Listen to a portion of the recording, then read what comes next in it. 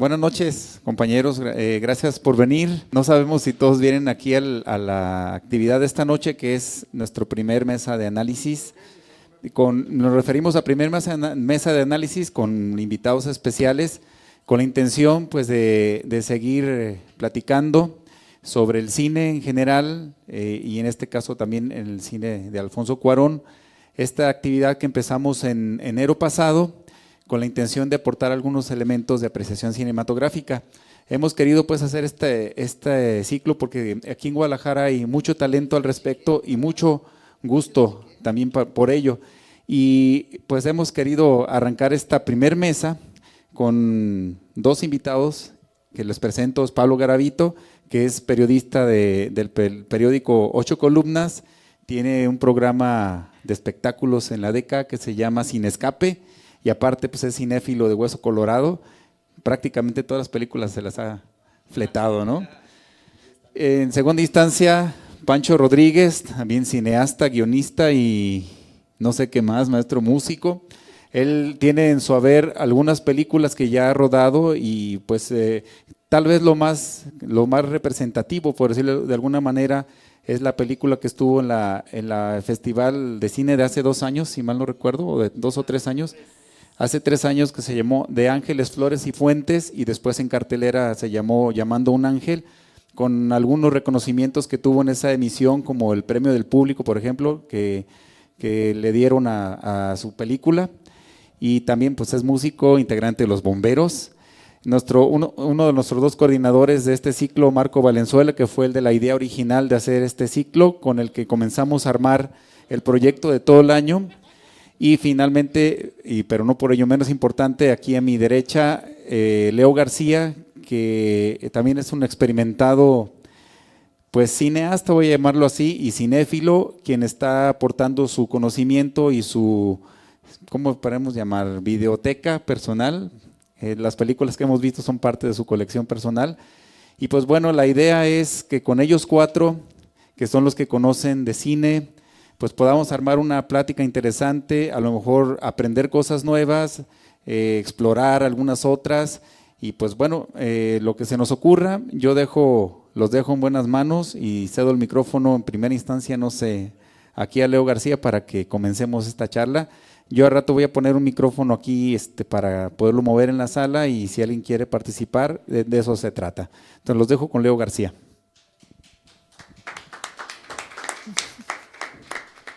Gracias por venir a este primer cineforo. Aquí están los padrinos, como comentaba Alfredo, Pablo Garavito y Pancho Rodríguez y mi compañero Marco Valenzuela, para platicar sobre el cine de Cuarón y el cine en general, pues.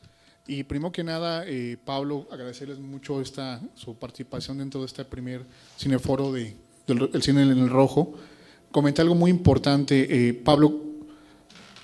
En el caso del cine, ¿por qué el cine se debe discutir? ¿Por qué debatir el cine?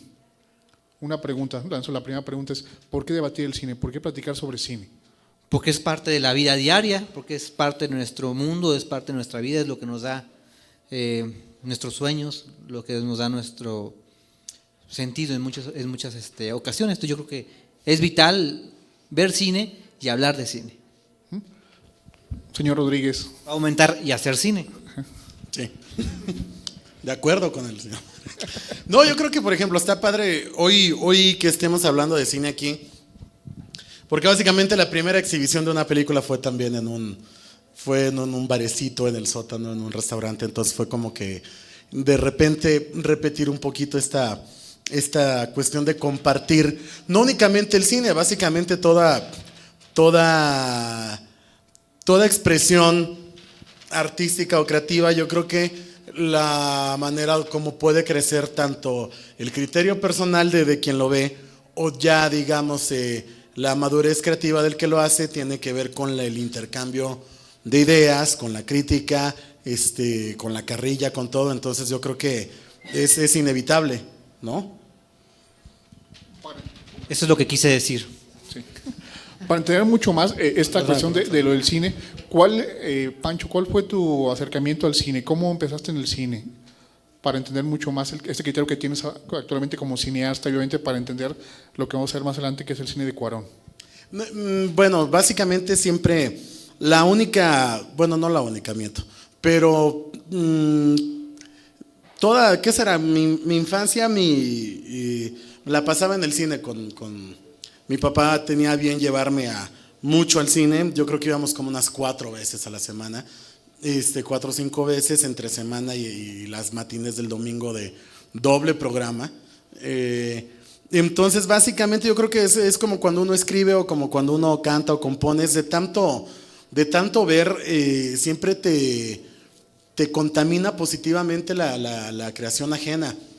Y hay un momento donde empiezas tú ya también a platicar tus propias historias o a inventarte tus historias, que por lo general al principio siempre van a ser un fusil de alguna que te gustó mucho, y a partir de ahí empiezas a corregir y lo primero es hacer, y después de hacer ya vas y aprendes, y después de que más o menos aprendes te educas, y después si ya tienes, si ves que tu camino está por ahí, pues haces, y ya después de que haces inicia otra vez el ciclo igual, vuelves a aprender, vuelves a educarte, y te vas reinventando con cada obra nueva, ¿no? Pero a mí me parece que todo surge del gusto.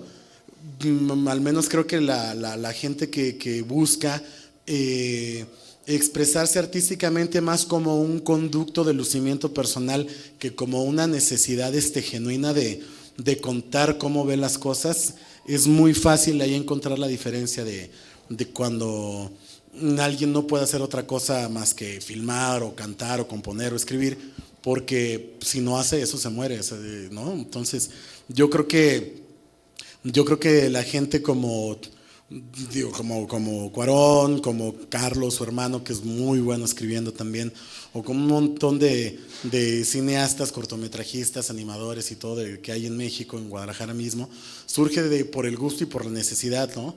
Una necesidad ya sea personal, artística, o hasta que tengas todos los elementos como en tu contra y la única vía de escape ideal sea esa. Muy bien. Ok. Bueno, yo tengo un par de preguntas, una para cada uno. Pablo, tú como crítico de cine, ¿qué elementos tomas en cuenta para hacer una crítica de una película lo más objetiva posible, que de alguna manera no raye pues en una crítica encarnizada, pero tampoco en una crítica demasiado condescendiente, ¿no? ¿Qué criterios son los que tú tomas como primordiales para hacer una crítica de cine de calidad? Para hacer una crítica, lo primero que tomo es que no sea mexicana. Y después, no, para empezar yo quiero decir que no soy crítico, y de ahí es mi respuesta. Porque los críticos a veces son muy estrictos, se fijan en detalles de producción, de luz, de guión, pero de una forma tan cerrada que yo ya tengo 12 años escribiendo sobre cine de una manera, creo yo, desde el punto de vista del espectador. Entonces mis comentarios tratan de ser siempre equilibrados. Esta película es un asco, pero hay gente que le va a gustar por esto y por esto y por esto. No sé, por ejemplo, la Actividad Paranormal, que para mí sí me hizo una porquería de película, di mi visión, pero también sé que muchos de los espectadores les gusta por la forma en cómo está narrada, bla, bla, bla. Entonces trato de escribirlo de una forma tan equilibrada que el lector o el radio escucha se identifique con lo que yo estoy diciendo como espectador. Creo que eso es muy importante porque en México y sobre todo en Guadalajara tienen el vicio de despedazar una película sin ningún sensibilidad pues alguna, de que destrozan toda una producción de manera tan ofensiva, y sobre todo el cine mexicano, que al decir cine mexicano ya dicen que es mala, y creo que está pasando por un muy buen momento. Muy bueno. Bueno, ahora la pregunta aquí a Pancho. Bueno, nos tocó ver tu película, una película muy tapatía, ¿no? Con talento tapatío y hecha aquí. ¿Qué criticó Pablo? ¿No es cierto? ¿Qué tan complicado es tener el financiamiento, por ejemplo, para poder realizar un largometraje? ¿Hay apoyos, hay manera de poder financiar este tipo de proyectos? Cuéntanos. Claro, no, digo, obviamente, dinero siempre va a haber, y gente que quiera apoyar siempre va a haber. Proyectos también, que dicen, no, que hacen falta guiones no hacen falta. Hacen falta de repente más productores, y hace falta gente que realmente haga todo lo posible por sacar adelante tu idea, ¿no? Digo, nuestra película, nosotros empezamos con $500,000 que sabíamos que teníamos y la película costó $1,000,000. Entonces, decir, ¿se puede conseguir $1,000,000 para hacer una película? Sí, y ahorita necesito 4 para la nueva, ¿no? El asunto es de que se puede y están los elementos ahí, pero realmente tiene que haber un empuje, unas ganas increíbles de sacar adelante los proyectos. Cuando nosotros seguimos llamando a un ángel, hasta el momento cuando ya estrenamos en cine, una conocida por ahí me tuvo a bien decirme que entre los colegas, amigos y enemigos se habían corrido apuestas de que no íbamos a acabar esa película nunca.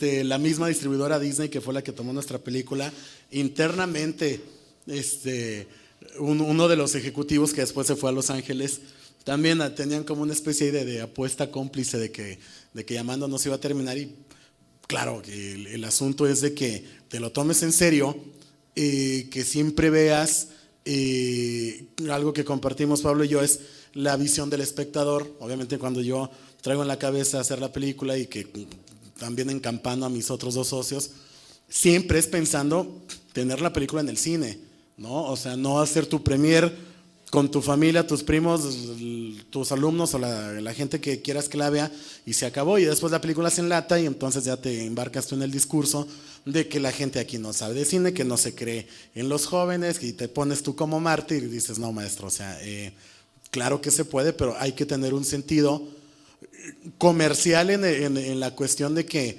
no puedes sustraerte tú de que el cine es un hijo bastardo entre el arte y la industria, ¿sí? La gente que realmente en México dice que hace cine, que no le importa si lo ven, por lo general son de buenas familias, que obviamente no les va a importar si la película se vende o no, si sale con 8 copias, ¿sí?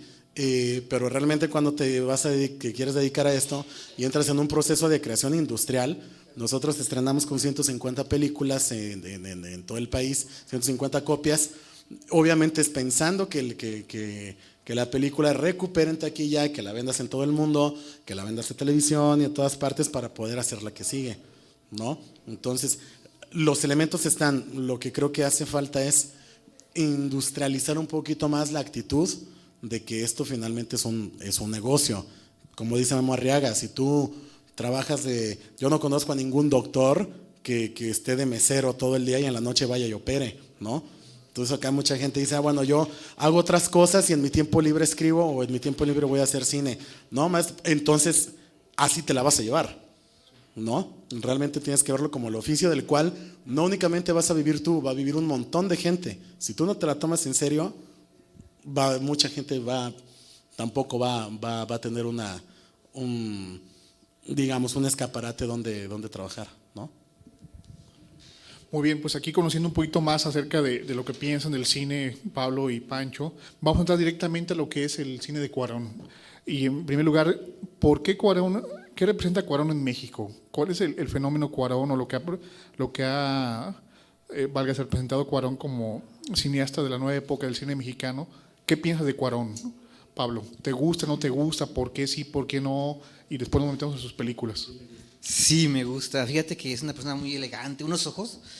Ay, su boca. No, fíjate que junto con Iñárritu y con Guillermo del Toro estamos hablando de los cineastas más importantes en nuestro país, porque tiene un estilo ya muy establecido, porque tiene una filmografía muy importante y muy variada.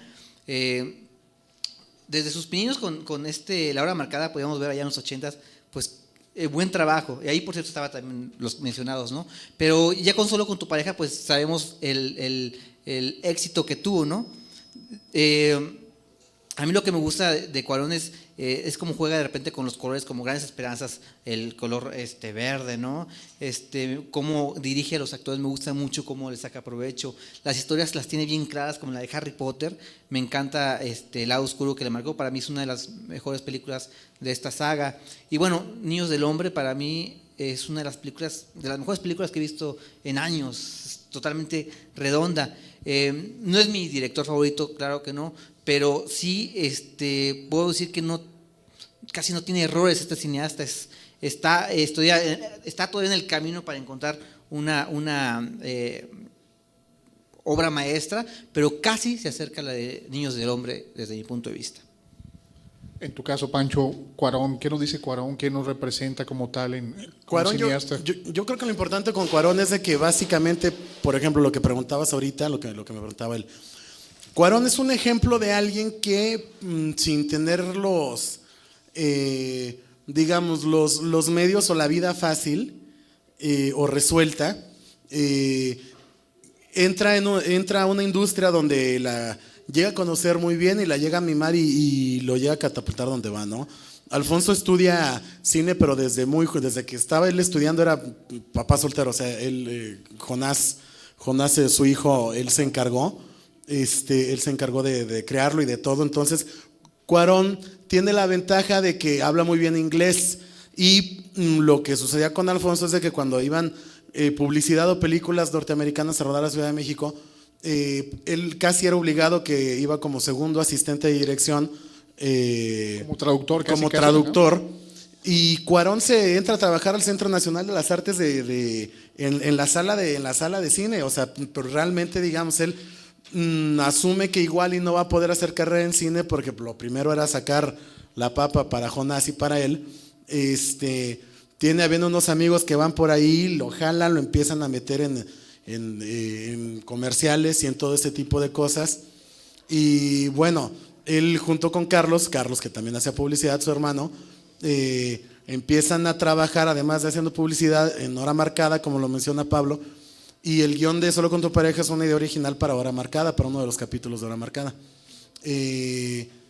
Lo desarrollan y tiene la gran ventaja de que en ese momento no había una comedia que retratara la clase media alta mexicana. Y entonces unen la estética del Chivo Lubeski, digamos, la dramaturgia de Carlos, el sentido del humor ese que no estaba tan presente, repito otra vez, en el cine mexicano de la época, y la elegancia con la que construyen la película, básicamente desde el momento en que se estrena, se convierte en el conducto para que tanto Alfonso como el Chivo y de cierta manera Carlos también vayan ya a trabajar a Hollywood, ¿no? Acotando nada más rápido, Paño, se comenta también un dato interesante en la vida de Cuarón, es que se dice, o por ahí leí en alguna ocasión, que él lo corrieron de la escuela por una cuestión de un cortometraje que realizó, que lo hizo en inglés, y que eso provocó como que el enojo de los profesores y de la gente del CUEC de la ciudad. ¿Es cierto esto, Pancho? Sí, ¿Qué sabes de? Es que además estábamos en el momento en que traíamos esa cuestión de que México es cuando el tequila se empieza a vender muy bien y se nos va para arriba, es el momento en que hay como un nacionalismo patriotero medio, pues no quiero decir bobo, pero sí me parece exagerado, y por eso en la misma película están los personajes de los alemanes, los japoneses, tiene como esta cuestión más cosmopolita, que es lo mismo que hace Memo del Toro con Cronos, o sea que es convertirlo a la Ciudad de México como en un lugar más París, más Madrid, internacional, ¿no? Nueva York. Y a partir de hecho de Solo con tu pareja, Alfonso, que Almodóvar estaba ya sonando muy fuerte, y el rojo de Almodóvar, que siempre en cada planito de Almodóvar había un elemento rojo, lo hace Cuarón con el verde y se convierte en el color que maneja hasta en Niños del Hombre, que ya es como donde ya se deja de deja de mamar y ya lo empieza a trabajar mucho más soft desde Y tu mamá también, ¿no? Pero Niños del Hombre, padre, porque pues ya ve uno, la camioneta de los charolastras es como la que trae Michael Caine, lo que ya había explotado con Y tu mamá también, de construir la película en base a ciertos planos secuencias, lo lleva aquí ya a un pues un momento de maestría, ¿no? Porque básicamente como maneja los planos secuencias en Niños del Hombre, ya supera a Brian De Palma, que era quien hacía los más interesantes en Ojos de Serpiente y en La Hoguera de las Vanidades, era donde estaban las secuencias más y en Carlitos Way también, toda la parte final que es un solo plano secuencia. Pero ibas a decir algo, Otto. Sí, aprovechando lo que decías de Solo con tu pareja, gracias, ¿no? Y ya que mencionaste los charolastras, yo quiero que participen ellos, porque yo tengo una gran duda y quiero que ahorita a ver si ustedes me ayudan, porque la película esta Y tu mamá también repitió el éxito de Solo con tu pareja, de que retrataron un sector descuidado del cine mexicano. Lo entiendo perfectamente como un fenómeno así fueron muy inteligentes al retratar a jóvenes, que así somos, o son muchos, pero que alguien me explique el éxito de la película, porque a mí no me gusta del todo. Si hay una mala película en Cuarón, diría que es esa. Entonces, que ustedes me explicaran un poco el fenómeno de esta película, porque se escuchó en todos lados. Gael y Diego, bueno, ni se diga, ¿no? ¿Qué onda con esa película? Platíquenos ahí, está todo el público escuchándonos. Ah, caray, ya me puse nervioso, cabrón. No, pues definitivamente también tuvo que ver mucho el reparto, ¿no? Gael García y Diego Luna, que eran jóvenes promesas, ¿no? Que por ahí ya eran conocidos en televisión. Creo que eso tuvo algo que ver en el impacto. Desde luego retrata una realidad muy de jóvenes, ¿no? Incluso también la cuestión esta de la marihuana, ¿no? Que es muy explícita el uso en la... ¿Hasta el beso? Bueno, cada quien, ¿no? Cada quien, pero yo he leído mucho el guión y los personajes están tan bien armados, o sea, la psicología de los personajes está tan bien armados. Te explica cómo Julio y Tenoch se conocen en la primaria, me parece que no se conocen bien. Te explica un poco el entorno social de cada uno de ellos, te das cuenta que Julio es un chavo que es becado, que su mamá se la pasa trabajando, y te incluye también, de hecho también en la voz en off te da pistas de cómo son los personajes. Hay una parte que se me hace genial cuando llega Tenoch al baño precisamente de Julio y levanta la taza con el pie, ¿no? Que es algo que te da idea de cómo es la psique del personaje, ¿no? Entonces, cuando unos personajes están tan bien armados y de alguna manera retratan una realidad para muchos a la vista, para otros no tanto, obviamente el impacto y el éxito pues viene solo, ¿no? Viene de la mano. Entonces sí es muy buena. Lo que pasa, creo yo, y digo, ahorita Pancho va también a comentar que es el experto aquí en este caso. Yo creo que la película, como cuenta, la historia en sí, o sea, el hilo conductor tiene que ver con nuevamente los cambios. El ir de la pubertad hacia otro lugar, hasta la madurez. Y la película va contándonos en esta como road movie mexicana, la mexicana, obviamente esta historia de dos jóvenes que quieren encontrar algo, pues no saben qué, una identidad, una forma de ser, algo tienen que encontrar. Y la película sí, ellos se quieren coger a la española, sí, es que es así de simple. así de fácil. Pero lo que pasa, yo creo que el éxito tiene que ver con un montón de cosas. Una, sí es una película que hace Cuarón, pero que hace Cuarón ya viniendo de Hollywood. Otra, es la manera en que Vergara se quería hacer famoso también dentro del show business. Anhelo, acuérdense Sí, que crea Anhelo Films. crea Anhelo. Ajá, exactamente. Es una historia muy auténtica en el sentido de que es autobiográfica también. Es algo que vivió el Chivo Lubeski y un vecino de Mónica Dion, el Saba. El vato que sale ahí de marihuana, el Saba sí existe también. Pero a mí por ejemplo, porque a mí me gusta mucho la película. Entonces de repente cuando platicaba con bandas sobre la película, que me decían, es que es una película muy pendeja. Y digo, no, es una película donde salen dos pendejos, que no es lo mismo. Ajá. Sí, la película no lo es para mi gusto. Lo primero, a mí como director, que me sorprende, y tu mamá también, es de que nunca siento la cámara, ni siento a Alfonso, ni siento las luces del Chivo. O sea, realmente me voy en el viaje con los chavos. Ni la foto, siquiera la foto no hay nada. Nada, o sea, realmente nunca ves un foco, nunca te imaginas nada. O sea, realmente a mí lo que me pasa es de que sí me enfrasco en el viaje con ellos. No siento la dirección de actores, los diálogos me parece que están muy bien escritos y como está puesta la escena, es fácil que me introduzca con el viaje de cierta manera emocional, y el viaje en el cual estos dos chavos pues se van a dar cuenta de que no son tan buenos, o sea que ni para coger, o sea que no, finalmente que es como que en lo que como empieza la historia, lo primero que le dicen a sus chavas es de que no te metas con estos fulanitos, son como ellos y sus cuates son igual. O sea, es el guarachudito que hace trencitas, y la fiesta a la que van, y a mí me refleja una juventud, no, obviamente, no toda, porque también está rebelde, y por eso Rebelde también pegó, sí, pero sí me retrata una juventud mexicana, pseudo hipiosa, pseudo intelectual, tan pseudo como hay tanto acá, Snob, ¿no? Snob también. Snob, igual que la familia, ¿no? Y encuentro yo en la película, me gustan mucho los detalles, que ni siquiera son tan relevantes. La escena donde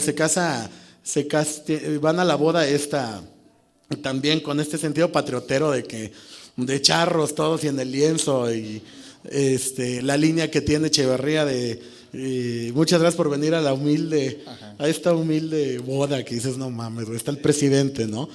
Y la secuencia esta donde la mesera va y les lleva a todos los guaruras que están viendo un partido aburridísimo, y todos los coches y todos los empistolados allá echándose los tacos. Me parece que sí hay una está reflejada mucha de la identidad nacional y de los chavos de ese momento y de esa edad.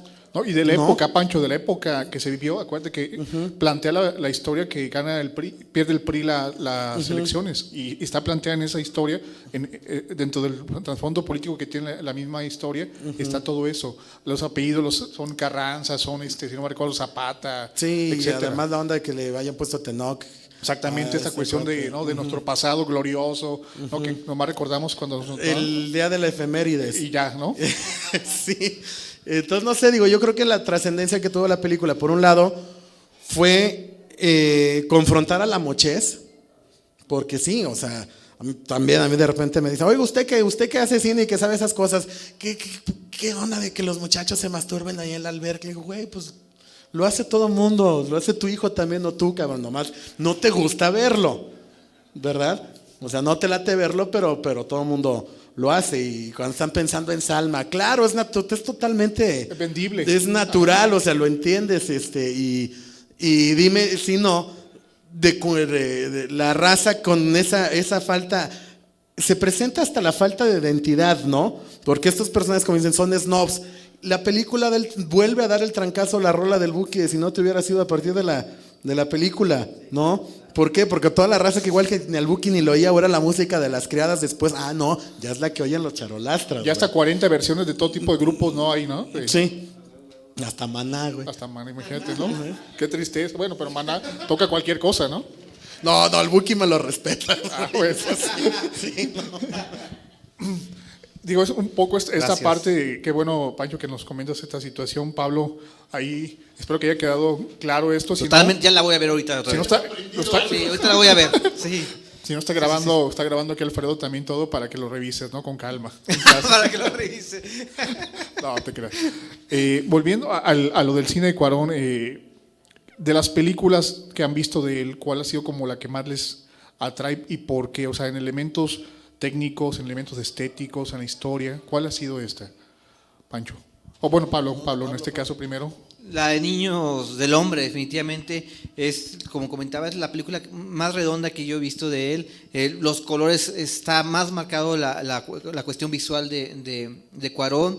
Pienso que sí estuvo desvalorada, no le dieron la atención que merecía, no solamente los críticos, sino los cinéfilos, ¿no? Aquí. Uh-huh. Y la verdad que es una película bastante recomendable. Es de mis favoritas, o tal vez mi favorita de Cuarón, sin duda. A mí básicamente me gustan todas las películas de Cuarón, pero sí las que tengo en la casa pues son las que me gustan más, ¿no? Y la que tengo es Si tu mamá también es Solo con tu pareja. Solo con tu pareja sí me parece que tiene una de las presentaciones de personajes más interesante. En los primeros 2 minutos sabes perfectamente cómo es Tomás Thomas, el sentido del humor. Es bien interesante porque, por ejemplo, a chavos ahorita de entre 19, 22 años, 23, que no conocen esa película y de repente les dicen, aplástese, morro, y vean, se la pasan botados de la risa, ven ahí un país que todavía conocen y hasta que desconocen un espejo. Creo que el trabajo que hacen Grandes Esperanzas y en La Princesita es muy importante para su carrera personal, pero también para quienes irían después, porque a Memo le cuesta mucho, le cuesta más trabajo que a Alfonso, y bueno, obviamente a al negro ya llega más rapidito a través de Cannes. Lo que mencionas, Niños del Hombre, es una película injustamente olvidada en México porque las campañas de publicidad que traían El laberinto del fauno de Guillermo y Babel fueron mucho más intensas que Niños del Hombre. A mí la que más me gusta es Niños del Hombre.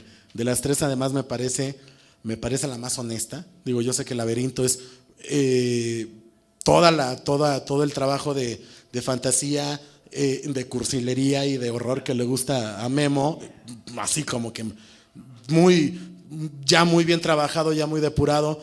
Y Babel también creo que ahí fue donde de plano ya el negro y Memo fuera de lo del divorcio creativo, sino donde llegan al punto más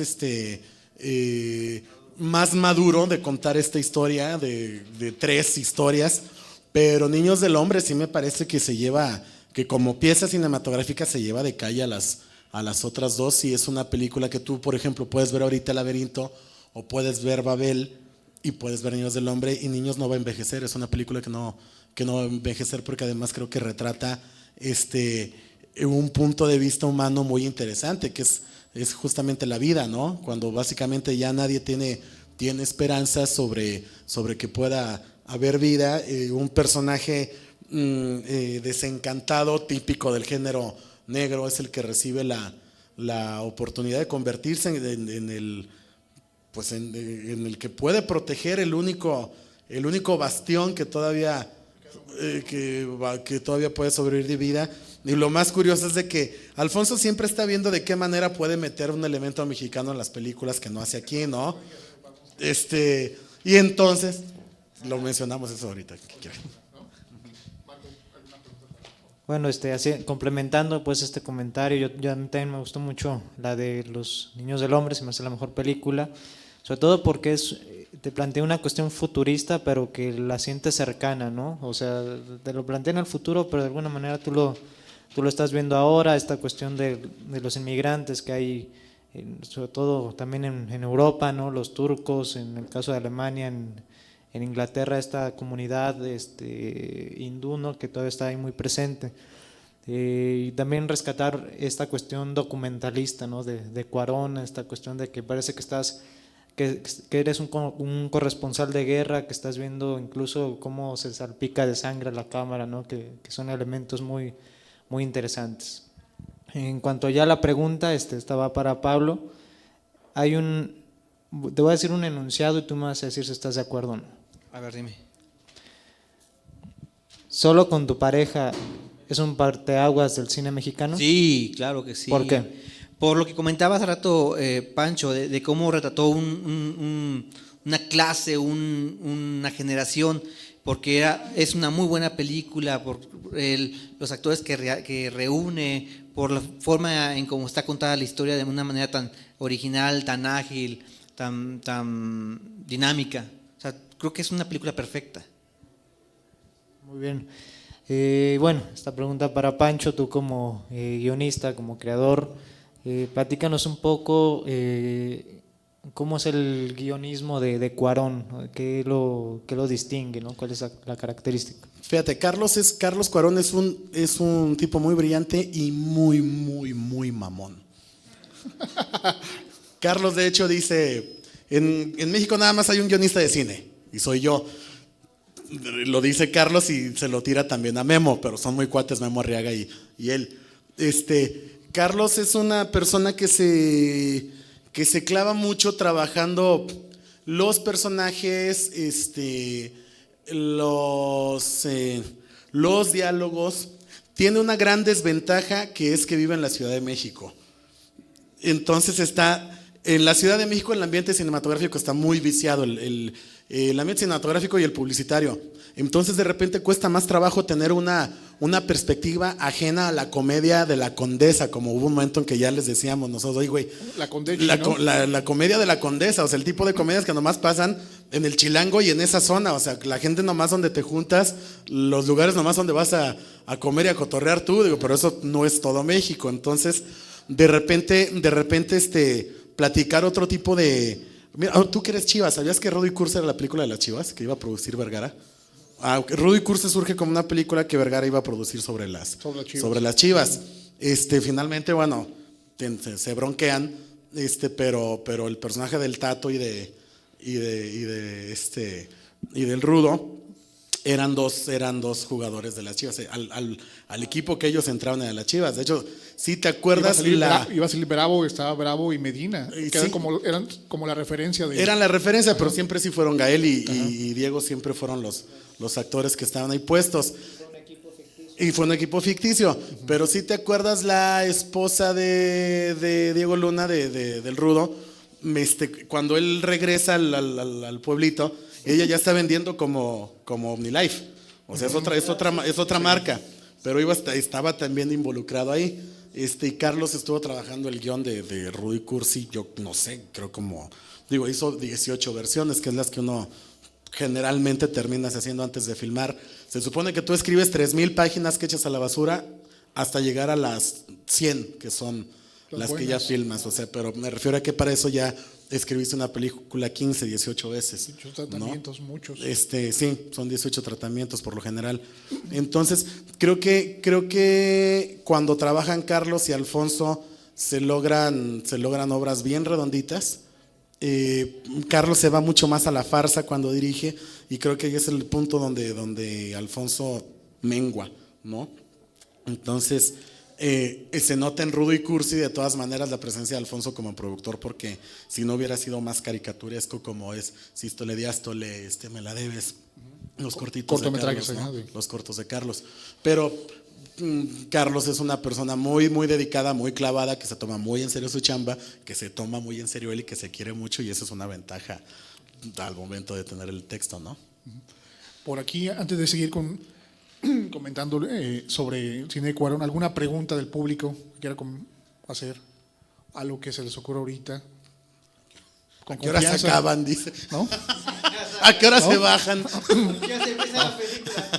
Bueno, comentando ahorita que decía Pancho acerca del cine de Cuarón, es muy importante lo que dice de que hablaban en inglés, que ya conocía un poco más el lenguaje en este caso, pero parte importante también de lo de Cuarón que comentabas, Pancho, es el hecho que sus películas, la primera película que hace en Estados Unidos, La Princesita, es lo que le da más adelante, o sea, la película de La Princesita es del 95, de 1995, y eso le permite 9 años después hacer la tercera saga de Harry Potter, la tercera película de Harry Potter, porque la escritora de este personaje, J.K. Rowling, le interesa mucho cómo retrata ahí lo que es la estética de esa película, y más años después lo escogen a él como director de esta película. Entonces, el trabajo que va realizando le ha permitido también llegar, como decía Pancho, a las grandes ligas, por llamarlo de alguna manera.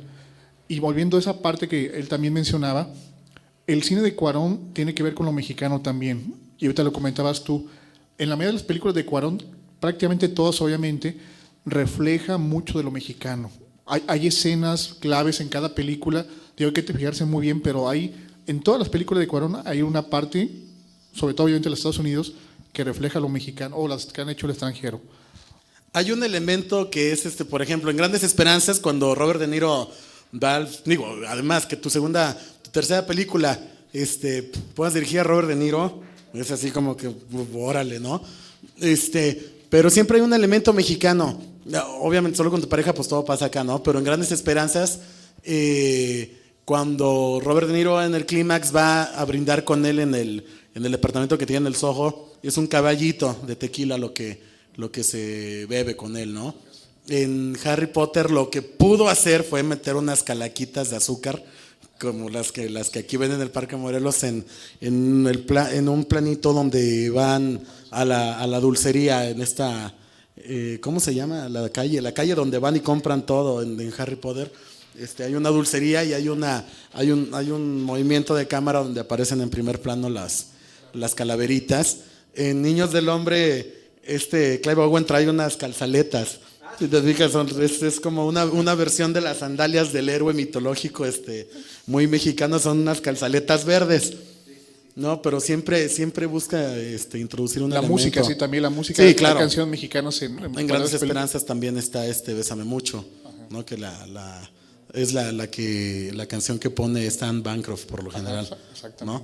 Entonces, yo creo que lo interesante con con Alfonso Cuarón también es esta cuestión de cada vez, si tú ves Solo con tu pareja y ves Niños del Hombre, la presencia de él como director, que es lo que hacen los buenos directores, se va notando cada vez menos, ¿sí? O sea, en Niños del Hombre, otra vez la cuestión de que ni sientes las luces, ni sientes la cámara, realmente te clavas ya con la historia, te clavas con los personajes, las sorpresas son más como si fueras un testigo, como mencionaba él, como si fueras un reportero de guerra, y ya no es el detalle preciosista que tenían en las 2, 3 primeras películas, donde decías, qué bonita está la foto del chivo, qué padre está aquí el plan, no, es así como el protagonismo se va perdiendo en pos de la historia, de la trama, de los personajes, y creo que finalmente ahí es donde se nota la madurez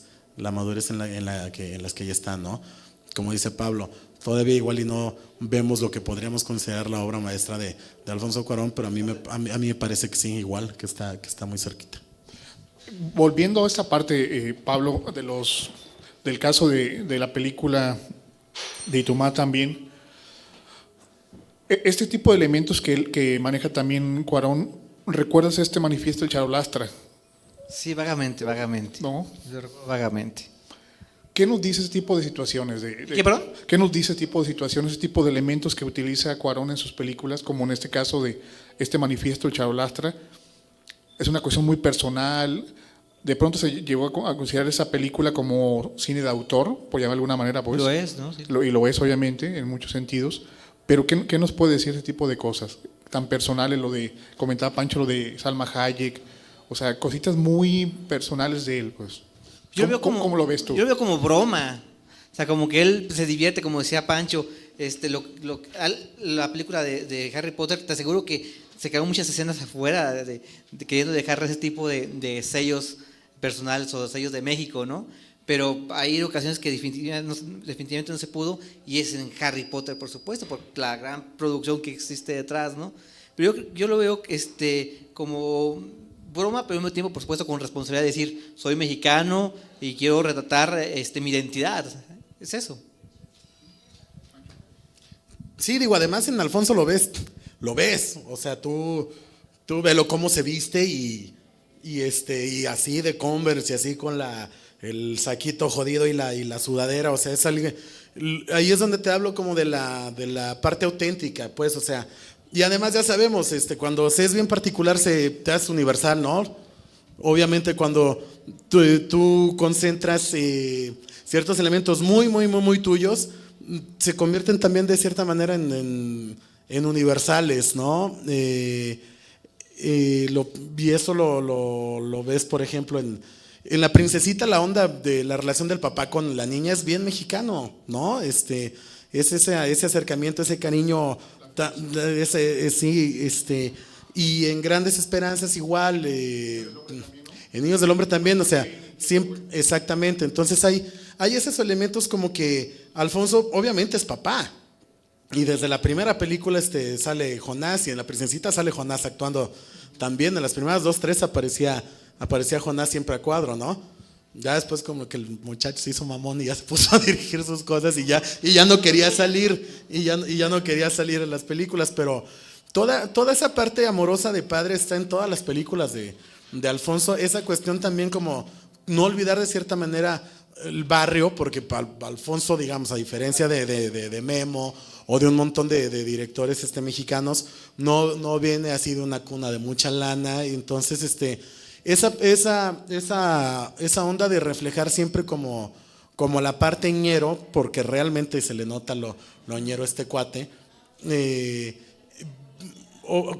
cobra un sentido muy interesante en la cuestión de que eso es como su parte de identidad, ¿no? Es como Almodóvar, y que siempre va a haber algo rojito o alguna referencia sobre relaciones amorosas, no únicamente, exactamente, ¿no? Entonces, o los elementos católicos que Memo siempre pone también en sus películas, ¿no? Religiosas, Memo del Toro. Entonces, como que hay cosas que ya ni siquiera las piensas y se convierten en una repetición ya habitual de tus propias costumbres, de las cosas con las que ya estás y lo involucrado, el tipo de música que hay en las películas, el tipo de diálogos, o los mismos lugares, ¿no?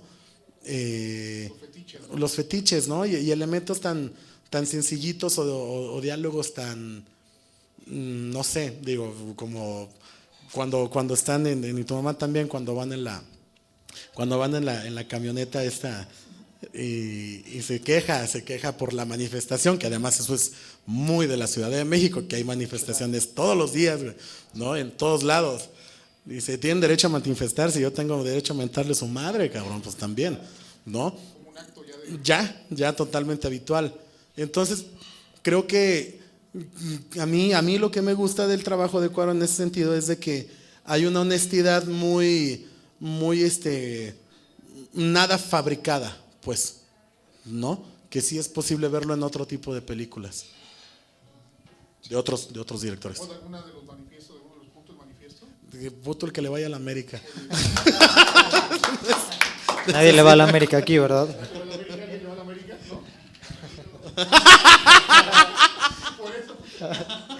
Por eso no te gustó.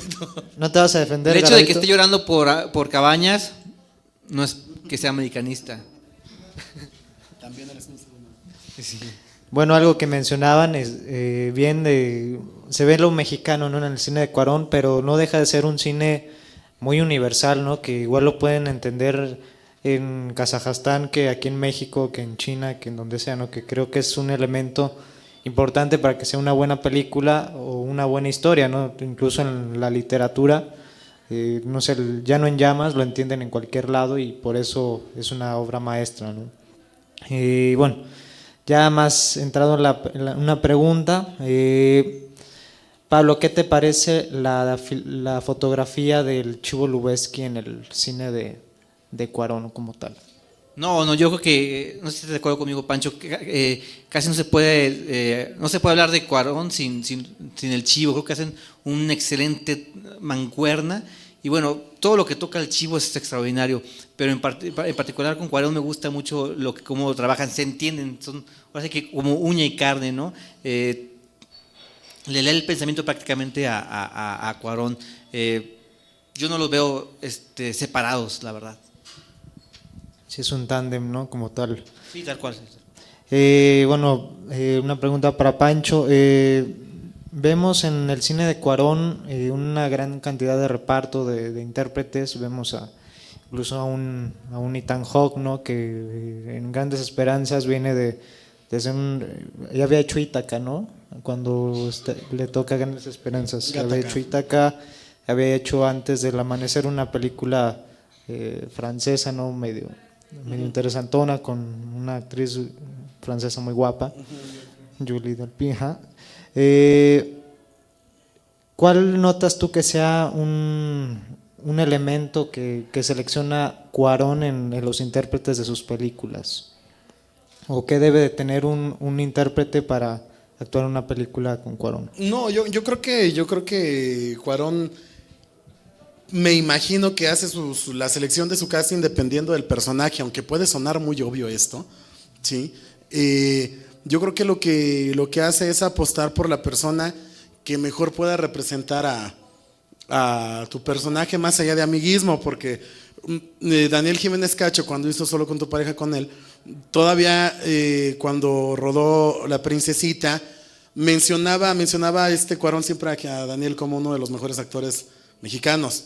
Y sin embargo no volvió a trabajar con él porque igual y ningún personaje volvió a quedarle, ¿no? Entonces yo creo que la elección que hace de sus actores tiene que ver con el perfil del personaje, quién pueda hacerlo lo mejor posible, porque finalmente lo que busca uno con una película es que el espectador se identifique con el protagonista o con tus actores en los primeros 2 minutos y tantean, ¿no? O sea, no trates de entenderlo más, el chiste es de que ya ubiques para dónde va para que puedas seguirlo en el viaje, que finalmente las películas de Alfonso casi siempre tienen que ver con un viaje, ¿sí? Es un viaje espiritual, emocional, una travesía donde el personaje va a descubrir una parte de sí que no conocía, ¿sí?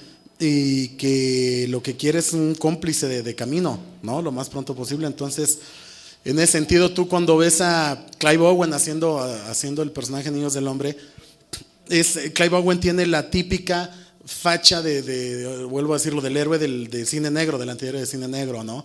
Entonces sabes que le puede explotar una camioneta a un lado y no va a chistar en seguir haciendo lo que tenga que hacer para llegar, ¿no? O Michael Caine, que aparece ahí de adorable figura paterna, hipiosa, también no tienes ninguna bronca. Julianne Moore, o sea, creo que Ethan Hawke, por ejemplo, en Grandes Esperanzas representa todo lo que el personaje vulnerable desde la novela de Dickens necesitas, y ves a mi novia ¿cómo se llama? Gwyneth Paltrow, que obviamente, ¿no? Desde la primera escena donde ella aparece ya grandecita, dices, no, es que no puedes sustraerte a la belleza ni a la mala onda ni al veneno que el personaje trae, ¿no? Entonces creo que mucho del éxito de Alfonso es justamente la sabia elección de los personajes, y que cada uno de los actores da lo mejor de su interpretación y de su facha, ¿no? En esa misma película, Robert De Niro, de recién que se escapa de la cárcel al principio, tiene todos los elementos de un reo duro, y al final es otra vez una figura adorable de pelo largo, canoso, que es como vemos después a Michael Caine en Niños del Hombre, ¿no? Entonces siempre hay como que elementos que repite igual, ¿no? Siguiendo con esta parte de caso Cuarón, hay dos preguntas, digo, igual la contestan como lo decían Pablo en este caso. Vemos en el cine Cuarón también un compromiso social. A lo mejor es un poco más dentro del trasfondo de las lecturas que se le puede dar a una historia, y como el subtexto que hay en muchas de las tramas de las películas, pero hay compromiso social en las historias de Cuarón. Y la segunda pregunta que tiene que ver con esto es: ¿qué escena es memorable, de acuerdo a tu criterio, Pablo, del cine de Cuarón? Que tú digas, esta escena representa como mucho de lo que es Cuarón como cineasta. Hijo, la escena. Me la pones difícil, man. Ay. No. Ahorita no se me ocurre ninguna escena en sí. Es que para mí la escena es bien siendo toda la película, o sea, es memorable toda la película. Porque cuando entra Gwyneth Paltrow, perfecto, es hermosa cuando se ve en pantalla, pero no representa un estilo o una esencia del director. Pero no se me ocurre, sálvame. Sí, güey. No, pues es que de tu mamá también, güey, elige una. No, de tu mamá también. No, de Niños del Hombre, que es la que más te gusta, güey. Es que me gusta toda la película, no. Ahí en esa película hay una clave, o sea, es una de las... ¿Cuál? Tienes que acordarte. Es que no la he visto. No, es En cierto, ese momento maravilloso cuando la chica que está embarazada muestra en ese aspecto como casi de tipo bíblico, donde se veía obviamente que totalmente desnuda y con su pancita. Sí, cuando dan a conocer el personaje. Pues. Exactamente, Sí. exactamente como el Mesías, pues de alguna manera el Salvador. Uh-huh. Tiene que ver con eso. Sí, y el color, lo que mencionabas también, la raza, ¿no? Y todo eso. Exactamente. Pero ¿cuál será para ti? Hijo, man, no sé. No, la verdad no me puedo... El compromiso social, Garavito. Hay compromiso social en las películas. Más allá de ser un cine de ir a verlo y sentarte y unas palomitas y ya, hay compromiso también. No lo veo así. No visualizo a Cuarón como un cineasta que quiere manejar un compromiso social. Yo lo veo más que él como un director que quiere entretener, que quiere divertir, más que meterse en cuestiones sociales. La del Niño del Hombre, por supuesto, es la que tendría más contextos sociales, pero fuera de ahí yo no creo que él se esté preocupando por hacer esa labor, por satisfacerse a él mismo o a algún espectador. Creo que no va por ese lado. ¿Me equivoco, Pancho? Sí, pero así te queremos. No, yo creo que sí, pero no en un sentido panfletario, ¿no? O sea, a mí me parece que todas las películas siempre tienen un marco de referencia histórico-social que vienen apoyando como que la historia que cuentan, desde Solo con tu pareja, que es el salinismo, ¿sí? Y entonces hay esa misma cuestión como en el mismo edificio puede estar el mejor ginecobstetra, la azafata de no sé qué aerolínea, Continental, ¿no? sí, el publicista mezquino, ¿sí? En esta especie como medio de sueño mexicano, ahora sí que de Mexican Dream. Y tu mamá también, obviamente, el personaje de la hermana, que sí es así como media rojilla, chilanga, perredista, bla, bla, bla, que va y se manifiesta. Hasta, bueno, obviamente, como dicen Niños del Hombre, en Harry Potter, obviamente, es como que complicado establecerlo de tal manera, pero el personaje de Gary Oldman, ¿sí? Que sí, de todas maneras es como un preso político, o sea, siempre hay una referencia, pero no panfletaria a lo Mandoki, por decirlo así. Sí, ¿no? rápido más. Comentaba Cuarón que cuando, perdón, cuando le dio al personaje de Harry Potter, cómo entendiera más la cuestión del cambio de la pubertad a la adolescencia, le dio música de los Sex Pistols para que él entendiera cómo era la rebeldía y todo ese tipo de cosas, que escuchara cierta música, que viera ciertas películas, como para que entendiera más esta parte de la rebeldía, ¿no? No, y es que además, por ejemplo, la autora puede decir que elige a Cuarón por la princesita, pero los productores que no son nada güeyes lo eligen después de Y tu mamá también, que es una película que habla sobre cierta transición de los personajes, que es donde en Harry Potter están de la misma edad los chavos, que funciona la película mundialmente con la gente de esa edad. Entonces obviamente dices, bueno, este güey viene de hacer una película que ya funcionó con personajes de esta edad más o menos, pues órale. Sí, pues hay una referencia que también se comentaba ahí, que en la parte donde está Harry Potter está acostado y se ve su varita mágica abajo de las sábanas. Y comentan que hay una referencia a la masturbación dentro de la misma película de Harry Potter. Y estaba pensando en Salma también. ¿No? No, sí, digo, y es la película, de hecho, es la más oscura, la que empiezan con una tendencia más oscura. Y esa no es del Chivo, esa es de Roger Dickens. Sí. Pues esa no pudo. Está haciendo otra película. Estaba haciendo la de donde sale Jim Carrey, esta de Lemon Snicket. Ajá, exactamente. Una serie de eventos desafortunados.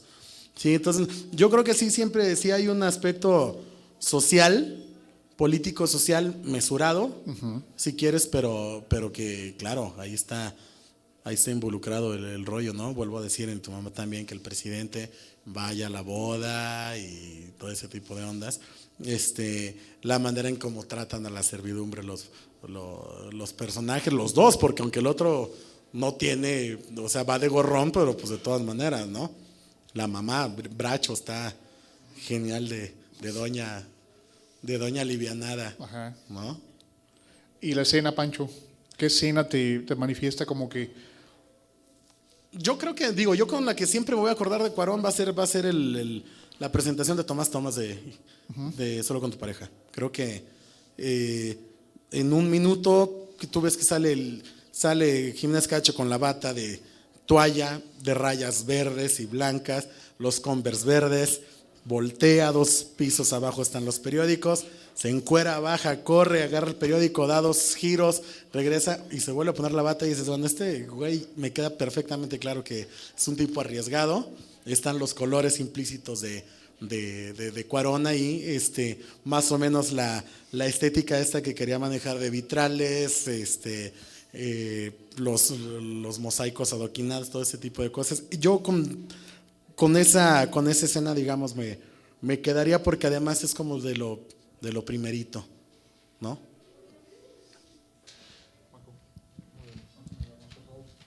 Aquí seguimos. Bueno, sé que las comparaciones son bastante odiosas, ¿no? Pero les voy a hacer una pregunta. ¿Cuarón o Iñárritu? ¿Y por qué? Cuarón. Yo creo que hay de donde más exprimirse, ¿no? Aunque Iñárritu, pues por supuesto, fue innovador en su momento con Amores Perros y ha hecho grandes películas, ya dijimos 21 gramos. Siento que Cuarón tiene más tela de donde cortar, ¿no? Por la cuestión que comentábamos desde su forma de ver el cine, de hacer cine, de los elementos que incorpora. Lo siento más más comestible, ¿no? A Iñárritu yo lo que respeto mucho es el guión con el que trabaja con Arriaga, claro, y la forma en narrar, ¿no? En cómo arma la película. Es lo que yo más respeto de Iñárritu, pero definitivamente yo me quedo con Cuarón. Igual, lo que pasa es de que Cuarón tiene la virtud de los viejos directores de Hollywood de los 50, 60 que hacían una película distinta una de otra, o sea, y eran igual de efectivos y de buenos artesanos, ¿no? Creo que Cuarón es muy buen artesano del cine, artesano no en un sentido peyorativo, pero así es como se le dice a esos directores que sobre todo podían... Son meticulosos, ¿no? Sí, ¿no? Y que además puede saltar de una película que puede tener más una tendencia, si quieres, de thriller, a quizás a una comedia más desachatada, sin perder su estilo, y haciendo una obra que funcione con el público. Creo que por eso Cuarón funciona tan bien en Hollywood, porque Hollywood puede ver ahí como esos viejos artesanos que tenían antes y que saben de que obviamente la tendencia de Memo es el cine de horror, la onda con el negro es más como esta especie de cine de autor y que no les puede soltar, vamos, un Indiana Jones, alguno de los dos, porque van a hacer otra película distinta, y Cuarón si podrías soltarle un proyecto de cualquier franquicia y no tendría ninguna bronca, Pues ¿no? Harry Potter estaba pensada invitaron también a Guillermo del Toro como posible director y él no quiso por la forma como esa historia un poquito más infantiloide. Claro. Entonces dijo no a la película. Y bueno, como tú dices, Cuarón, que es un tipo más artesano, más meticuloso, que puede pasar de un género a otro sin problemas, haciéndolo bien, entró al quite, ¿no? De alguna manera, ¿no? Yo nada más que añadir que siento que Iñárritu se repite en cada película, cosa que no pasa con Cuarón, para nada. Pues vamos a ver cómo le va con Beautiful, ¿no? Que es la película de Iñárritu que está próxima a estrenarse. Esperemos, ¿no? ¿No? ¿Y cuál es la película de Cuarón que viene? Beautiful, El niño y sus Beautiful. zapatos, ¿cómo se llama? Sí. Tiene un nombre un poquito ahí larguito y de la historia de Cuarón. ¿Por aquí alguna pregunta que tenga los asistentes? Lo que quieran que platiquemos. A ver, una receta de cocina, una película. Alfredo. Sí, pues por mira, aquí sí, adelante, por favor. ¿Cuál es tu escena favorita de Cuarón? Oye, ya me acordé. Bueno. A ver, por favor, aquí. Adelante, mi querido Alfredo. Aquí adelante. Hice como algunas anotaciones de contradicciones de ustedes mismos Gracias. y también de cosas que se les escapó señalar. Por ejemplo, mencionaron la palabra artesano y que Cuarón era como un artesano, y estoy totalmente de acuerdo. Creo que es como un obrero cinematográfico en el sentido de que no hay una linealidad estética. Si ven, y tu mamá también, no tiene nada que ver ni con Harry Potter ni con estas otras películas que está haciendo al final, ¿no? ¿Qué es lo que lo diferenciaría de un cine de autor o un artista, no? Más bien es este artesano del que hablan. Y luego, a ver, me pierdo. De lo de y tu mamá también, mencionaban que era un retrato como de la juventud, que pseudo hippie, pseudo esto. Pero sí, más de lo pseudo, pero no de estos calificativos, porque yo tenía esa edad de los personajes cuando se estrenó la película. Y trataban a un pinche naco bien fresa de la colonia Condesa, pues ni siquiera era el naco de neta, sino que era si se acuerdan de una marca de ropa que promocionaban ellos, que era la marca Naco. Pues esa marca aquí en Guadalajara se vendió para puro chavo que vive de Chapultepec para acá, ¿no? Porque son los pinches nacos fresas. Sí, y costaban bien pinches que eran las playeras, pues. Claro. Entonces eran como el público al que iba dirigido era un público específico.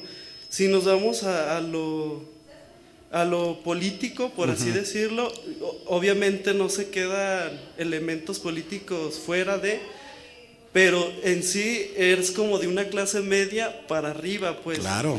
Igual como los consumidores de cine por lo general no es gente, bueno, a lo mejor estoy generalizando con sus excepciones, pero la gente consumidora de cine no es como de colonias acá pobres. Sí, pero no lo consumen en el cine. Sí. Si no compran pirata la gran mayoría, pero ¿no? sí consumen cine, claro, sí, pero sí. no lo consumen en el cine. Entonces, bueno, está eso. A ver, si quieres antes de que le sigas para ir como Que comenten, ajá, por ustedes varios dos, ¿no? puntos. No, sí hay una estética en Cuarón, está dividida, son dos. Tú agarras las 3 primeras películas de Cuarón y es este preciosismo.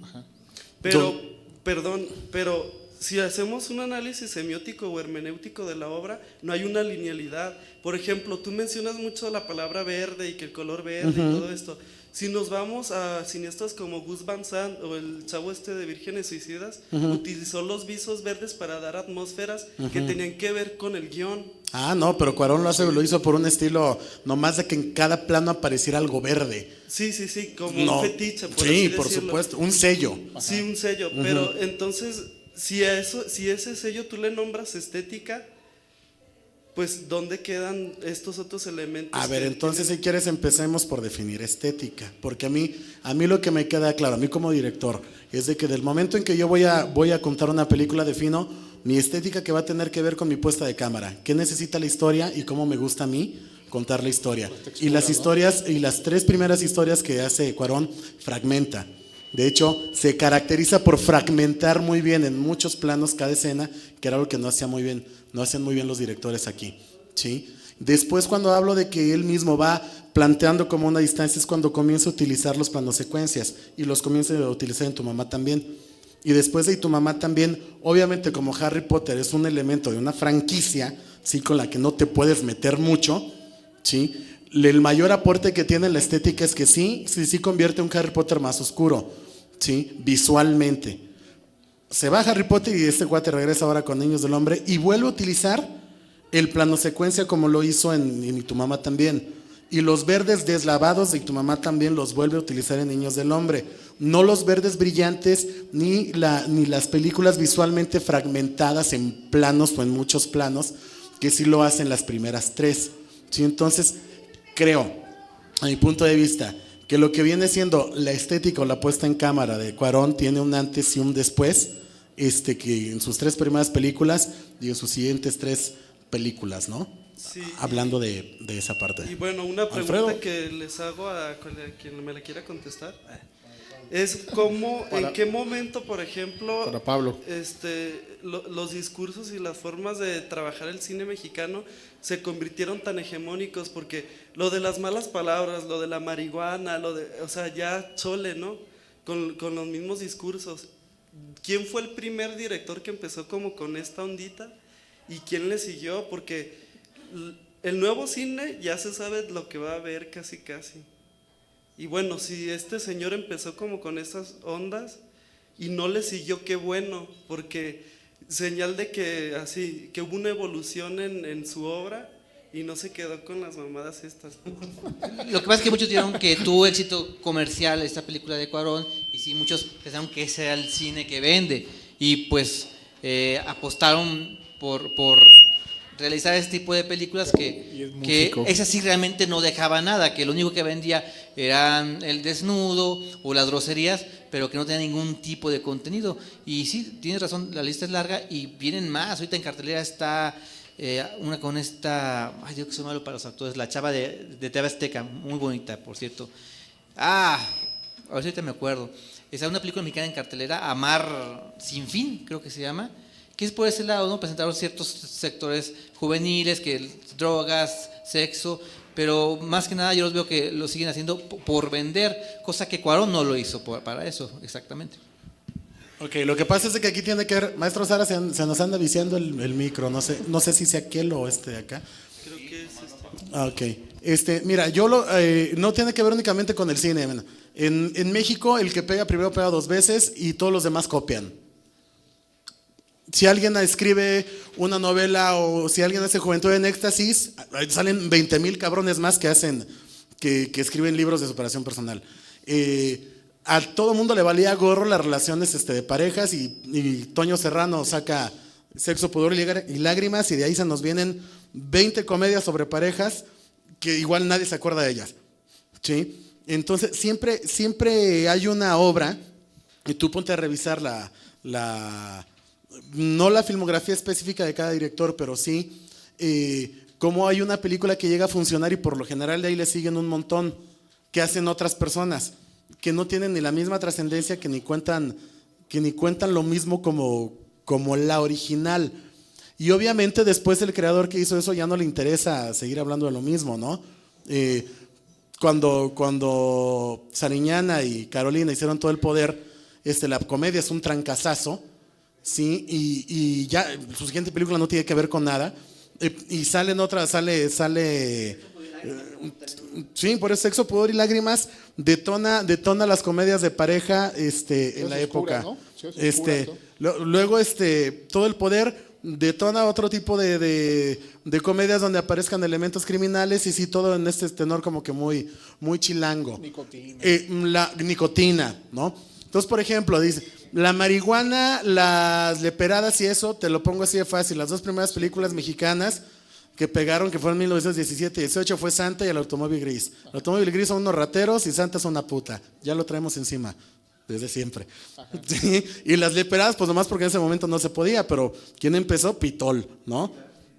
Sergio Pitol, y la onda no tiene nada de malo. El chiste es justamente cuando se siente forzado, ¿no? Cuando lo sientes forzado, ¿no? O sea, tú de repente igual le agarra una grabadorcita o lo que tú quieras, trépate en un camión o vete a unas micheladas y ponte a escuchar cómo hablan ahorita muchas de las chavas que ven, se empedan más que uno, ven a las chivas, se güeyean, se pendejean, lo que tú quieras. Digo, si esto lo pongo yo en una película, me van a decir que qué misógino y exagerado soy. Que eso no pasa en México, ¿no? Y que tampoco pasa en Guadalajara. La realidad siempre nos supera. La bronca es de que yo sí creo que cuando se hace tan evidente y se hace habitual tan burdo, la ¿no? caricatura, pues sí ya nos harta, obviamente, pero pues ahora sí que como decía Stanislavski, no, el cliché no tiene broncas, el chiste es que lo hagan bien, ¿no? Creo. Y complementando eso totalmente en esa parte, de acuerdo, Pancho, yo creo que la pregunta que haces es muy interesante por lo siguiente. Yo sí, obviamente, de pronto, el cine de los 90 se abusó. Lo que era antes era naco, lo que era antes era corriente de sexicomedias, que Pancho es un amante de las sexicomedias, en el aspecto como, ¿no? O sea, se le gustan mucho en el aspecto de que es lo que nutrió de cine también, todo lo que él realiza más adelante, o lo que va a realizar, tiene que ver mucho con esta parte. Era lo naco, los sexicomedias era lo burdo, la pulquería y todo eso era lo peor de México, lo vulgar, etcétera. Y de pronto alguien le dio el giro y lo vendió de una manera, válgase la palabra, como cool. Todo lo que antes era lo vulgar, alguien lo vendió, lo empaquetó y lo vendió. Y recuerden nuevamente, como decía Pancho hace rato, es una industria. Y el cine tiene que ver con una cuestión aspiracional. La gente va a reflejarse y a pensar que lo que está viendo ahí es algo que lo que puede llegar un día a ser. Además, no quiere decir que esté chido, güey. O sea, no, exactamente. No se justifica ni es lo chido, pero tú obviamente hablas de la clase media alta. Desde hace 15 años, 20, la gente no tiene una caraja de identidad. Esos jóvenes no tienen. O sea, yo te lo digo, van a la lucha libre desde hace 20 años porque no tienen otro espectáculo. Ya se les hace chido, ¿no? Que antes, la lucha libre estaba solo, ¿te acuerdas? Claro, no, o sea, había dos filas nomás. Nos tocó nosotros de chavitos. Hay banda que empieza a buscar, que con cierta falta de identidad, que empieza a tomar ciertos elementos. Y cuando tú vas al cultural, al tianguis cultural el sábado en la mañana, y yo creo que el 80% de la gente que está ahí está en el ITESO o hace otra cosa o llega, que digo, no tiene nada de malo, se disfraza los sábados, ¿no? Que se disfraza, obviamente. Yo creo que lo que hace, por ejemplo, Cuarón con Tu Mamá también es de que hablas del naco fresa. Sí, el naco fresa es Luna. El otro güey es el que considera naco. ¿Sí? El personaje de Gael. ¿Sí? Porque usa calzones Rimbros. Pues en ese sentido vendría siendo él, ¿no? Porque dices que era un ñero, pero a mí se me hace un ñero impostado que habla inglés y estudia cine. No, Entonces, esta parte del ñero de saquito viejo es como la misma forma en la que puede retratar lo naco, chido, fresa, como toda esta mezcla posmodernista o kitsch, como le quieras llamar, del chavo de los Converse y el saquito viejo que hace cine, ¿no? Entonces tú dices que es un ñero, que se le notan como rasgos de ñero, pero ¿qué tanto está impostándose él a él mismo, como creándose su propio outfit? ¿Y qué tanto es esto de que tú hablas auténtico? Lo encuentras en todas las pinches exposiciones, pues. No, la claro. bandita va igual vestida con el saquito viejo, que hasta lo compran en el cultural ya viejo, o lo compran nuevo y lo raspan para que se vea viejo, ¿no? Es esta preelaboración del intelectual o del ñero. Pero esta onda viene desde los bohemios de París, de lo que quiero. O sea, siempre siempre es algo, digamos, es algo que ya no, ya no te lo puedes Pero quitar tú de dijiste encima. que era como auténtico. Ah, ¿Tú no, realmente crees que a sea mí sí me auténtico? parece, a mí Cuarón me parece auténtico, por supuesto. Y quizás te podría decir, fresa impostado, alivianado el negro. Iñárritu sí. O sea, Iñárritu no le ha tocado pasar lo que le tocó pasar a Alfonso. Bueno, a Iñárritu se le muere un hijo, ¿no? Que eso no se lo dices a nadie. Pero me refiero a la joda de venirse de Veracruz, que es de donde es este güey, a la Ciudad de México, meterse a estudiar cine, medio romperse la madre. Qué bueno que sabía inglés, porque si no el güey ya no hubiera asistido ni nada. Pero después se va de cácaro y todo. Y toda esa misma historia, cuando es tan tuya, siempre hay un momento donde lo reflejas, ¿sí? Tan impostado, ¿no? Yo te podría dar mi punto de vista, a mí me parece que no. Conozco a los tres, ¿no? O sea, conozco al negro, a Memo y a Alfonso, ¿sí?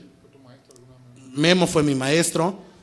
Alfonso es un tipo mamoncísimo, pero es eso un no lo mamón que hace sabe hacer bien su chamba. Pero eso no lo hace más ni menos edificante, ¿no? A su chamba. Yo creo que de entrada que estemos aquí platicando de la chamba de alguien que tiene 6 o 7 películas, de esas 6 o 7 películas, 3 o 4 las ha realizado en Hollywood, si el cuate es mamón, fresa o no. Por eso, a mí se me hizo como un dato de más, es lo que te digo. O sea, si es auténtico no le pone ni le quita lo que ya es él, pues. No, yo creo que Es sí. a lo que voy. Yo creo que sí. Yo creo que sí, en el sentido justamente de cuando tú dices, ¿por qué en una película notas cuando alguien sabe fumar mota o no, desde el momento en como agarra el churro? A mí me parece que sí, es auténtico. Si en la primera lo viste que está chido y luego ves 3, 4 películas más de otros güeyes donde están hablando de cosas que igual y ni saben, ¿sí? Y no únicamente es lo que yo te diga, maestros, ahí tienen 20 años, son de la misma generación. Estos cuates que son de la misma generación, ¿por qué son los únicos que siguen haciendo cine y por qué Alfonso es el que sigue mejor posicionado donde está? Tiene que ser por algo más allá de los Converse, ¿no? No, pero aparte es algo muy interesante nada más con esta parte, y te lo comento como un ejemplo claro de que conozco a Pancho desde hace muchos años, y hay gente que de pronto puede hacer un cortito y le va bien por ahí, y ya de pronto se siente las nubes, ¿no? Y yo sé lo que le ha costado a Pancho porque lo conozco hace muchos años. El caso lo pongo como ejemplo, pues, de que es un tipo alivianado, esté donde esté, pues. Y el cuate ya ha hecho una película, que en este país no es fácil hacer una película, es una obra titánica, lo que ha realizado él, junto con otros dos compañeros, o en aquel momento socios, pero yo creo que sigue siendo auténtico, sí implica lo auténtico. Te pongo un ejemplo, una vez comentaba Memo del Toro también, en el Festival de Cine hace 2 años, que él decía que llegaba a su casa, y es una persona que viene de una clase, digamos, media alta. Su familia aquí en Guadalajara tiene negocios, etcétera. Y él comentaba que llegó a su casa y tiene una fiesta. Y él dijo, no, ¿cuál fiesta? Yo quiero que me comer un pozole aquí al expiatorio. Porque eso es lo que él es, pues. O sea, él es un tipo que ha crecido, aunque saca una cuna más o menos alcanzable para muchas cosas, pero es un tipo que sigue siendo auténtico y eso permea obviamente en el trabajo diario, pues. Lo que tú eres, lo que tú representes, cómo te veas, también tiene que ver con lo que haces después. O sea, yo creo que muchas personas obviamente se disfrazan todos los días, que es diferente. Lo que refleja en el caso de los cineastas, el caso de Pancho o de otros cineastas, creo que tiene que ver con eso. Pues hay muchos cineastas que ni siquiera van a premios, no van a ninguna parte porque les interesa nada más el rollo de su cine, no les interesa el premio, el aplauso, y hay gente que sí le interesa eso. Y tiene que mucho que ver, pero sí, creo que sí implica cómo te vistas, cómo te veas para tu trabajo. Creo que sí va por ahí, pues, en muchos sentidos. ¿Sí? Como dato, digo, desde mi punto de vista, obviamente, pero qué bueno que se da esta discusión, ¿no? Sí, no, digo, obviamente uno, mientras el cuate siga haciendo buenas películas, que se ponga, se quita, diga, no sé, lo que quiera, ¿no? A mí en mi caso particular, obviamente, admirar a alguien como Alfonso Cuarón no es nada más que te guste su obra, sino es la brecha y el camino que ha recorrido, ¿no? Que ha recorrido y que va dejando para la banda que de alguna manera queremos dedicarnos a lo mismo, ¿no? Pero obviamente digo, es un encuentro de diálogo y por eso estamos platicando, porque creo que al menos a mí no me interesa convencerte de algo que de lo que yo puedo estar muy casado quizás, y tampoco me voy a cerrar a escuchar una opinión como como la tuya, que bien pueda decir, bueno, pues quizás no lo había visto de esta manera, ¿no? Pero eso es básicamente como lo padre de platicar, de platicar esto en este tenor de charla amena sobre alguien que nos gusta. Y quizás, como dices tú, si hacemos un análisis semiótico, pues a lo mejor en el momento en que lo hagamos ya uno podrá decir, bueno, sí, es cierto, aquí hay como que estas fallitas teóricas, ¿sí? ¿Te gustó, te reíste? Sí, entonces funciona, ¿sí? O no te gustó ni te reíste ni está bien fundamentado, pues no funciona por ninguna parte entonces, ¿no? Cuando los Óscares, ¿no? Que él cuando lo nominan, prefiere ir a tocar con su banda y en un bar donde hay 5 personas escuchándolo nada más, ¿no? Una forma de ser. Sí, creo que al final de cuentas la personalidad termina permeando, ¿no? La obra y el trabajo de cada. Por ejemplo, ahora que mencionas a Woody Allen, por ejemplo, también Robert Rodríguez, que fue un cuate que incluso se tuvo que hacer algunos experimentos médicos para financiar algunos de sus trabajos. Yéndonos al ámbito de la literatura, Cormac McCarthy, que por ejemplo es un tipo totalmente desconocido, ¿no? Y que de repente no se hace mucha publicidad, pero es un escritor formidable, ¿no? O el mismo Thomas Pynchon, como tales, ¿no? Tarde o temprano termina permeando y el inconsciente termina saliendo a la superficie, ¿no? Entonces es complicado, ¿no? Que no permee la personalidad de cada autor. Tengo aquí unas preguntas del público. Bueno, no sé si tengas otra pregunta, No, Tomás. ya, gracias. Y Sí. gracias por opinar, de verdad es que es Sí. muy chido. Y recuerden que el cine es subjetivo, es lo maravilloso del séptimo arte. En gusto se rompen madres, ¿no? Dicen por ahí. Vamos con la pregunta. Pancho, si Almodóvar tiene su sello en el rojo y Cuarón en el verde, ¿cuál sería el tuyo? ¿Cuál sería tu fetiche? Yo creo que visualmente siempre va a haber un momento donde la cámara va a estar puesta desde el punto de vista divino y va a ser un momento donde el personaje se le está pasando muy mal y es una manera de establecer que Dios se burla de nosotros cuando te va de la chingada, ¿no? Y ya como que más con una cuestión de luces y eso, va a haber claroscuro siempre. A mí me gusta retratar, el cine negro me gusta mucho y esa dualidad del género humano y esa parte criminal es la que me gusta explorar en lo que ya hice y en lo que viene. Entonces los altos contrastes visuales van a estar presentes hasta en las escenas más hilarantes. La estética no va a tener que ver con la comedia luminosa, ¿no? Para Pablo, ¿crees que los críticos de cine pueden ayudar a que el público aprecie mejor otro tipo de películas y no se conforme solo con el mercado hollywoodense? ¿Cómo podría hacerlo? Definitivamente el crítico tiene el poder de deshacer o hacer a un director. Entonces, regreso a lo que comentamos al principio.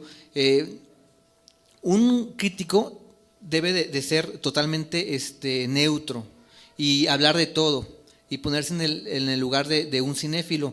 Si vas a hablar de una cinta comercial, no sé cuál sea, la de Peter Jackson, la que está ahorita, la de Desde mi cielo, pues también hablar de una película que se proyecta solamente en el Cineforo, por ejemplo aquí en Guadalajara, que ya es para cierto sector. Puedo hablar de una película súper comercial como El hombre lobo, en la misma columna o en el mismo espacio, pero soltar recomendaciones o tips para que la gente también se dé cuenta que hay X autores o directores y que vayan a ver estos cineastas. Es obvio que la gente que vea no sé, a X cineasta no conoce a Peter Greenaway o David Lynch. Yo creo que hay que estar siempre equilibrando. Así también como llamando la atención a los puristas que también son muy cerrados, que hay solamente cine de autor y que Fellini, que los cuadros, y que eso es chido, pero también que se den cuenta que hay películas comerciales o películas comerciales que tienen que tienen más, no que tienen más, que tienen también de dónde cortarse, de que tienen buena propuesta.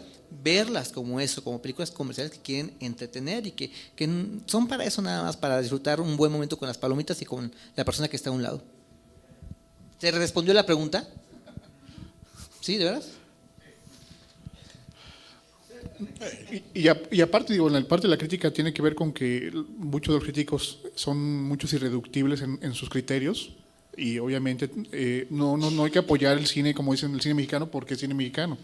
No es un género, pues es parte de una industria y hay que criticarlo para bien. Yo pienso que un super error es que la mayoría de los medios que estamos hablando de cine, llámese periódicos, radio, televisión, va dirigido para el público en general, no para gente que hace cine, no para conocedores. Entonces, el que está escribiendo o hablando se confunde con eso. Entonces, que existan ciertos, ¿cómo se llama esa revista? ¿Te acuerdas que hacían los mismos cineastas que se distribuía a nivel nacional? No, a nivel nacional, Dicine, era su revista. Dicine, ese era un muy buen elemento. Uno como conocedor, como experto, como realizador, pues iba a buscar a esos críticos y buscabas encontrar lo que realmente estabas inquieto de cómo hacer una película en las tomas, de cómo se debe hacer la mezcla de sonido, cuestiones más técnicas. Y generalmente en Guadalajara, hablando de aquí pues, pero también pasa en México, es que va para públicos masivos, pero pensando que es para ese nicho especialista. Entonces, no sé si el crítico se quiere poner un traje de que yo soy muy fregón y empiezo a hablar términos que ni él se entiende a veces, y eso hace que se confunda el espectador y inclusive ni entiendes la crítica a final de cuentas. Pero también pasa, digo, ya volviendo a esa parte de la crítica, nada más para terminar con eso, Pablo, que hay mucho cuate en televisión, radio, en prensa, que se dice que habla sobre cine y lo cual en la realidad, valgas el término, es basofia en muchos sentidos, ¿no? Sí. Lo que pasa es que y no solamente ahorita el periodismo de espectáculos que entra, la cuestión cinematográfica, o sea, está en crisis en México, no hay líderes de opinión, no hay objetividad, ya cualquiera puede agarrar el micrófono y hablar sobre X tema. Desafortunadamente el séptimo arte no se salva, ¿no? Hay gente que no es estudiosa de la materia y opina, pues, y piensa que es la ley de la verdad, y pues estamos mal, ¿no? Muy bien. Alfredo, ¿alguna pregunta? A ver, por favor. Sí, cómo no. Mira, Sí, cómo no. dos cosas. Mi impresión de esta charla, como espectador y como alguien que apenas está conociendo el cine, y ahorita les digo la otra. Esta charla me está resultando, sobre todo después de haber visto, en este caso, las 3 películas de Cuarón, me está expandiendo horizontes, pues me está resultando interesante, y lo digo en el sentido de que yo he escuchado otras críticas y como lo comentamos hace un rato, pues como que no me enganchan y como que le cambio y ya no, a lo mejor no disfruto el beneficio de un análisis, ¿no? Y ahorita como ya vi las películas, es decir, hice mi tarea de venir los lunes, como quien dice, ¿no? Me hace mucho sentido lo que están platicando y me despierta más interés. Esa es como una experiencia personal. Y bueno, extendiéndome en esto, pues el hecho de tener a alguien que ha dedicado horas y horas y horas a rodar, como es el caso de Pancho, o que ha visto tantas películas como los demás y que nos compartan sus puntos de vista, pues también contribuye en mí a que me despierte más interés, ¿no? Ese es un punto. Y el otro, pues a mí se me está ocurriendo, a lo mejor en nuestro mes que vamos a dedicar al cine mexicano, a ver si podemos programar la película de Pancho, si la distribuidora lo permite o si no hay cuestiones de... si podemos quedamos buenas películas, ¿no? ¿De acuerdo? Sí, no, bueno. Bueno, como castigo para nosotros programamos la película de Pancho. Pero nomás la parte de que le toca, ¿no?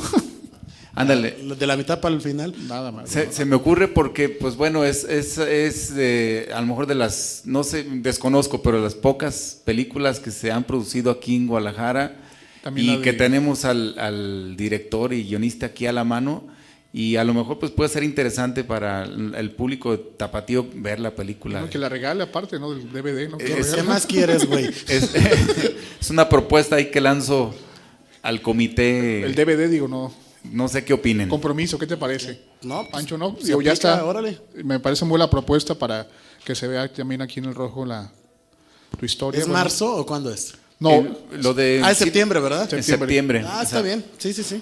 sí. Va a ser parte del festejo del Bicentenario. Así es. De mi cumpleaños. Oye, que proyecten la película y que aquí Pancho se ponga a hablar cada escena, que ahora sí como un DVD, un extra, ¿no? La voz en off, De construcción de la película, ¿no? ¿Cómo fue trabajar con Luis Felipe? Se aprovechan que ando cansado, güey. No les puedo. Buena propuesta, Alfredo. Pues algo más que quieran comentarnos de Alfonso, de su cine. Creo que se dijo muchas cosas importantes. Obviamente hay muchas cosas que todavía hay que revisar. Es un cineasta que tiene mucho que dar, como ustedes comentaban. Todavía no vemos su obra maestra. Yo creo que el tiempo lo va haciendo más sabio en muchos sentidos. Y obviamente lo veremos más adelante en algunas de sus propuestas. Y esperamos que sí nos sorprenda. Yo creo que es un cineasta que sorprende cada película, pues tiene una apuesta diferente. Y eso también es muy sano en términos de, como espectador, que veamos siempre como un paso adelante también, ¿no? Creo que dijimos muchas cosas de Cuarón, hay mucho que investigar también sobre él. Obviamente, es un cineasta que también en Estados Unidos está teniendo mucha repercusión, tiene todavía lana que le dio Universal, ¿no? Picture, para hacer varias películas, y obviamente veremos también muchas de sus historias y las comentaremos si se puede más adelante, ¿no? Así que yo en este caso quiero nomás que se despidan, por favor, que algo que quieran agregar nada más rapidito para despedirnos, ¿no?